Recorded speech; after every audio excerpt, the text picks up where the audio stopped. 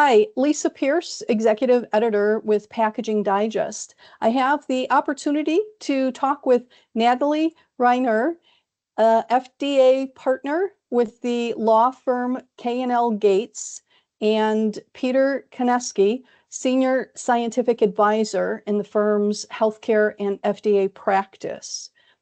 To frame our conversation, on March 10th, Robert F. Kennedy Jr., the Secretary of the U.S. Department of Health and Human Services, directed Sarah Brenner, the acting commissioner of the Food and Drug Administration, to look at possibly revising the self-affirmation process that currently exists as part of the final rule of substances generally recognized as safe. That's also known as GRAS, GRAS, generally recognized as safe.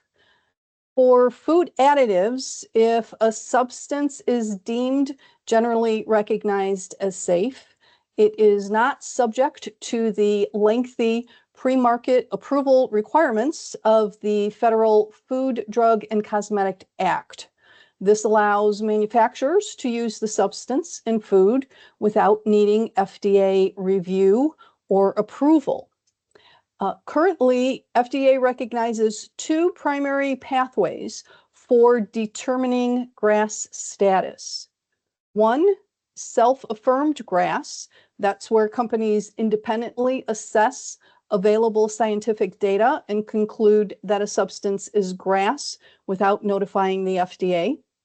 Or GRAS notice, where companies notify the FDA of their determination that a substance is GRAS, and the FDA evaluates the notice before they move forward with the substance.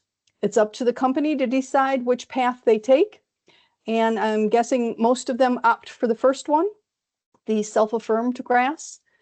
RFK Jr.'s recent directive matters to packaging professionals because packaging that contacts food is considered a food additive. And many of the packaging materials that are used today have GRAS status. Natalie and Pete, did I get that right? Yes, that was a good intro. Mm-hmm. Yep. Okay. So before we get into getting deep into this, what's the likelihood that the FDA will eliminate the self-affirmation process for establishing GRAS status for packaging materials?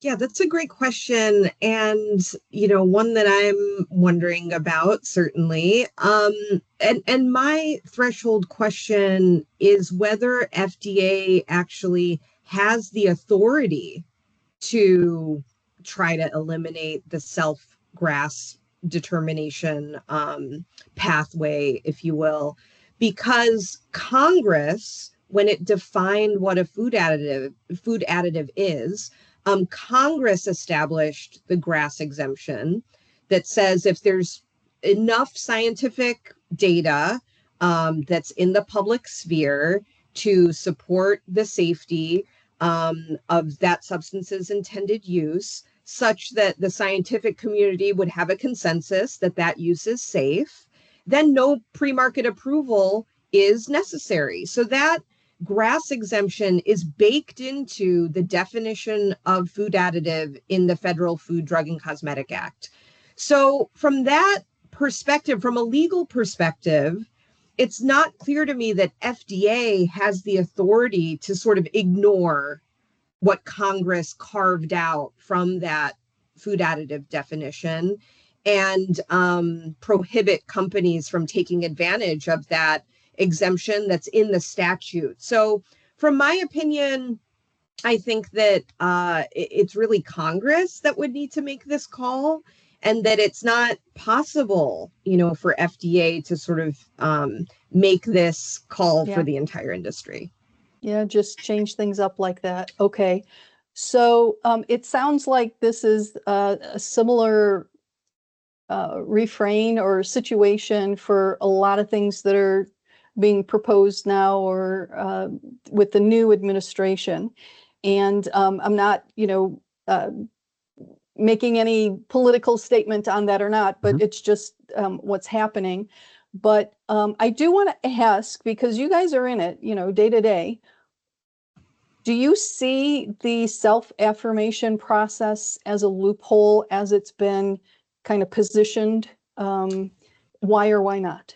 Yeah, maybe I'll give a few comments and then I'll turn it over to Pete. So when I think of the term loophole, what that connotes to me is like an unintended small exception that an entity is trying to exploit, and that it wasn't the intent for that loophole to necessarily result in the outcome that results from taking advantage of that loophole. But because the loophole exists, you get to take advantage of it and sort of exploit it. And in my opinion, the term loophole suggests that this unintended consequence, and it also suggests that the loophole is sort of small. And I would say that the GRAS exemption from the definition of food additive is neither of those things. It's very intentional. It's very well articulated in the definition of food additive. And it's not a small exemption. It's something that has it's had the ability to accommodate a ton of innovation in the American food supply. And it is the provision that makes it so that we don't have a food additive regulation for something as simple as sodium chloride, table salt. There is no GRAS regulation for table salt. So, in theory, and there's a regulation that says this, that FDA doesn't have the resources or, the ability to publish an exhaustive list of GRAS substances, and they include table salt as an example of something that everybody understands as GRAS for its intended use. So in theory, it's like every food company that's using table salt in their processed food product is taking advantage of a self-determined GRAS position. And so it's hard to think of that as being like a loophole. It's just it's something that's been baked into the way we approach food safety in the United States since 1958, when the Food Additive Amendment was articulated by Congress.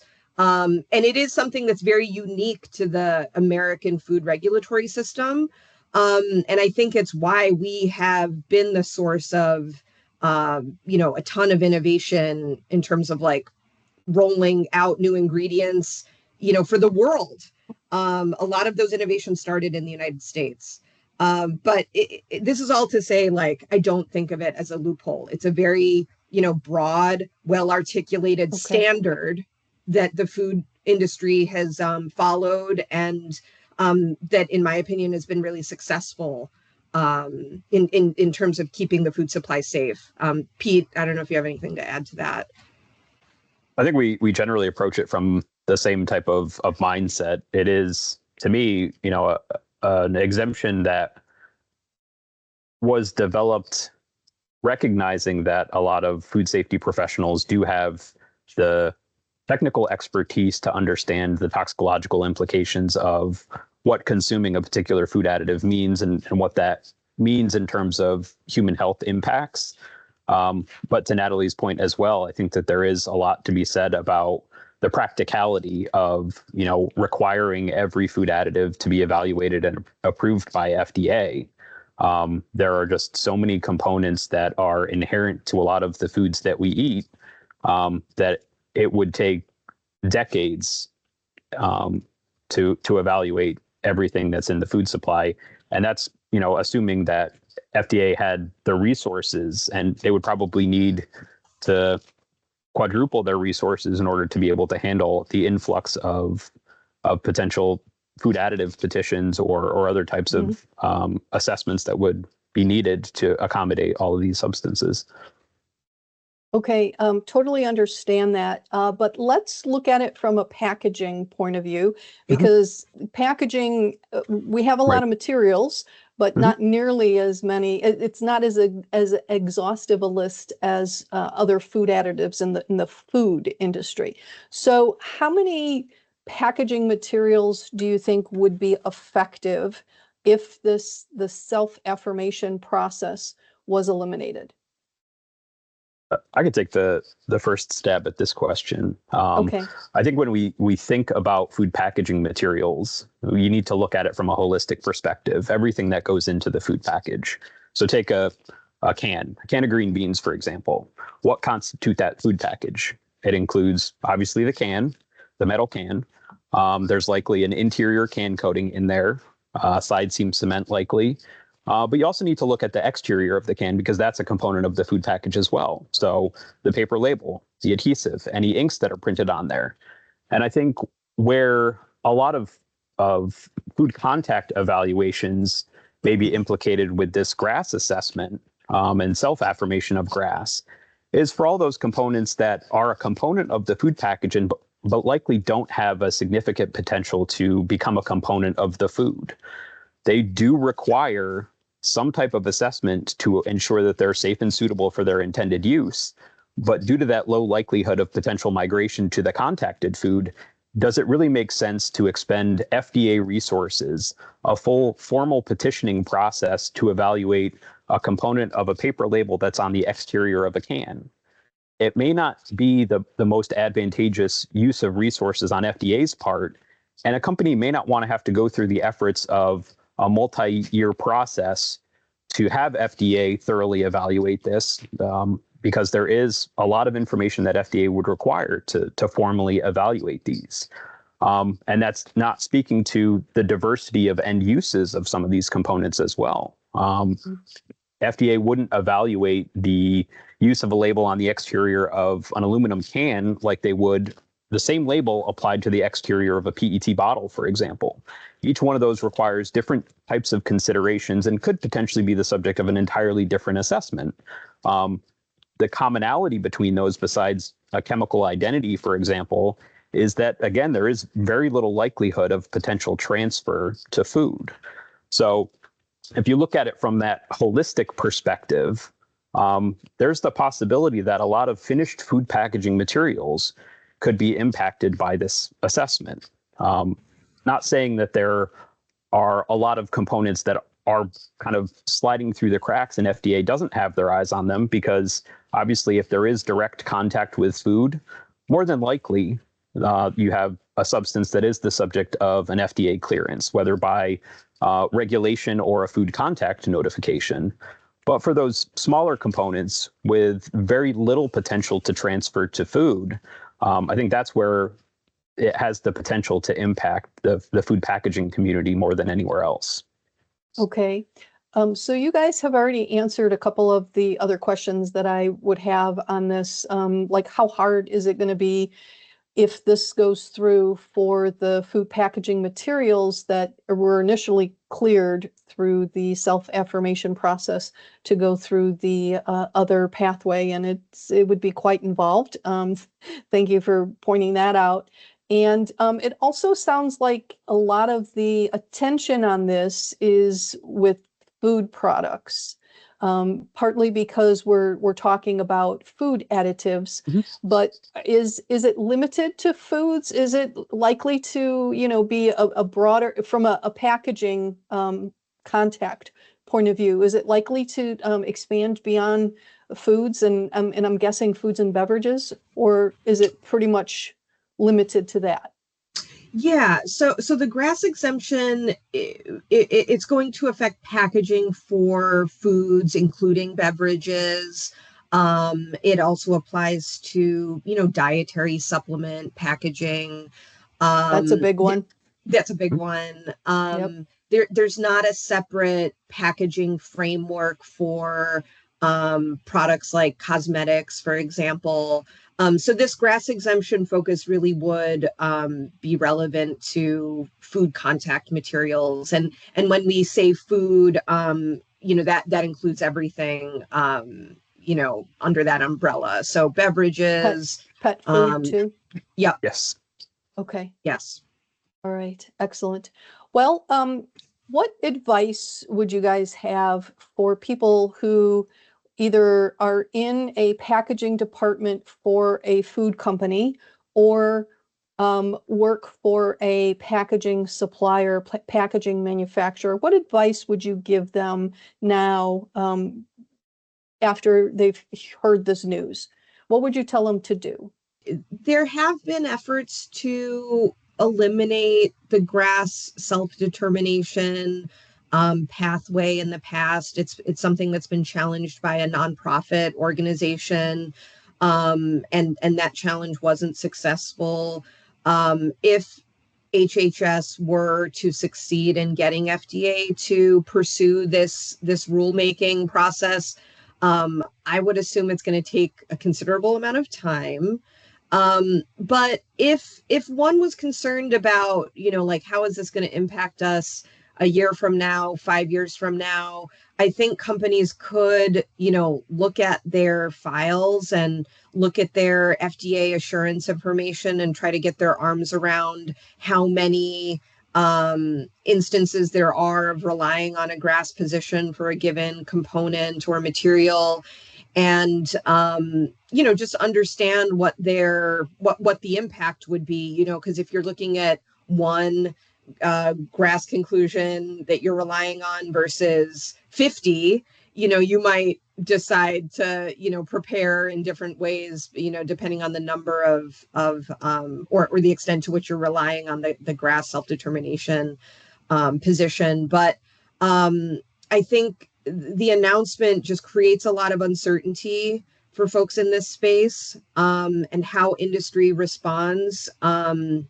remains to be seen. But I think that the packaging industry can certainly point to this excellent track record, of this framework having, worked. Like, packaging is safe in the United States, and we're keeping food safe, and food contact materials are not associated with, injuries and, product contamination and things like that. So, I mean, I think that the track record sort of speaks for itself. But Pete, I don't know if you have other thoughts.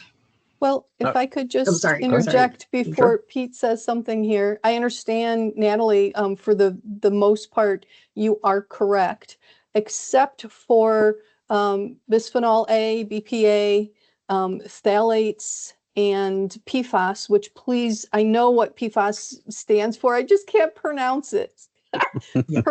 Pete can take that. Yes, Per Pete, and go ahead. polyfluoroalkyl substances. Thank you very So much. a broad There you go. class of components. Okay, Yeah, I mean, so I think when you speak about all of those things, it's relevant to point out that, to the best of my knowledge, none of those were self-affirmed as GRAS. I don't BPA believe so, obviously no. was the subject of a regulation, as were many phthalates. And the more and more data that was generated on those substances caused FDA, through their pretty reliable post-market assessment program, to reevaluate the safety of those. And ultimately, I think FDA has made decisions based on the generation of additional data on those. Obviously, I think when we are talking about food contact materials, there is that general recognition of safety requirement. It's not a single individual that is basically saying, I think this is safe, so I can market it for use in either, as a food additive or in a food contact material. It requires a general recognition. So if there is a gray area, it's arguably not capable of being determined to be GRAS. If a panel of scientific professionals can't come to a consensus agreement about the safety, it's arguably not a GRAS substance. So I would think that there would be significant obstacles if somebody were to evaluate any of those substances that you mentioned under the GRAS self-affirmation process. I don't think any of them would have been determined to be GRAS. But okay. there is another significant aspect of the GRAS self-affirmation process. It's an understanding of exposure as well. And I think FDA has certainly gone on record to understand and communicate that it is the dose that makes the poison. So you can't look at everything in a vacuum, and you're not necessarily saying that a substance is GRAS. You're saying that a specific exposure to a substance is GRAS. And that's where food packaging and direct food additives differ a little bit, because in large part, food contact materials do not contribute their components to a significant extent to the diet. So you're usually talking parts per billion rather than parts per million, correct? Exactly. And sometimes even far below that. Right. FDA whatever the has, threshold is. Exactly. And FDA has a threshold of regulation that they have identified at 0.5 parts per billion in the diet. They've basically come to the conclusion based on evaluation of hundreds and hundreds of different chemical components, and noted that, provided that you can establish that a substance is unlikely to be genotoxic or carcinogenic, if exposures are less than that threshold of regulation, 0.5 ppb in the diet, it doesn't really necessarily qualify or need to be the subject of an explicit regulation. So in large part, I think that is adding a little bit to the GRAS self-affirmation process for food contact materials. If FDA has basically gone on record saying these are criteria that we use to evaluate whether or not something is entering the diet at a sufficient extent that's worthy of regulation, that is along the same lines of what it would take for a GRAS self-affirmation.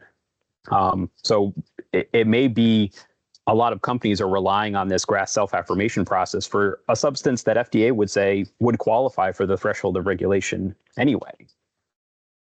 Okay, so maybe this is much ado about nothing, but we will see how things progress. It does seem to me that you guys are correct that if a substance has received GRAS or is identified, no, that's not the word I'm looking for. It's identified, but it's more than that. Recognized, I guess is the word, is recognized as GRAS. It's by scientists that, are already, also recognized for their expertise. So that's right. Okay. That's right. Yeah. It's so ultimately anything that's the subject of a GRAS conclusion, that conclusion is not supposed to be controversial at all. It's supposed to be like a no-brainer from a scientific perspective, that everyone would agree that there's consensus from the scientific community about that conclusion. So, as we were just saying, for like the phthalates and, PFAS type compounds, like those types of substances wouldn't be amenable to a GRAS conclusion because of the controversy. So yeah, it's a good point to make that, like, ultimately at the end of the day, the GRAS exemption is for the no-brainers. Right. And it does require published and publicly available safety data as well. So we're not able to take GRAS positions for substances that, an individual company has developed data for and they're holding closely in their files. It does need to be broadly available to the public. So that will kind of lend itself more towards that general consensus opinion about the safety of that substance. Okay. So for now, packaging departments shouldn't worry too much, but if they want to just look over what they're using and kind of identify what's has GRAS status based on the self-affirmation process or not, maybe that might be a step that they could take, first step that they could take. Yeah, and we're, of course, happy to talk to them too. I'm really glad that we determined that this hopefully will be much ado about nothing. Hopefully. I mean, hopefully. Yeah, if it's not, it's going to be a big, big deal. Yeah. Yes. It's either one or the other. Natalie, Pete, thank you so much for explaining this. Appreciate your time. Thank you so much. Thank you.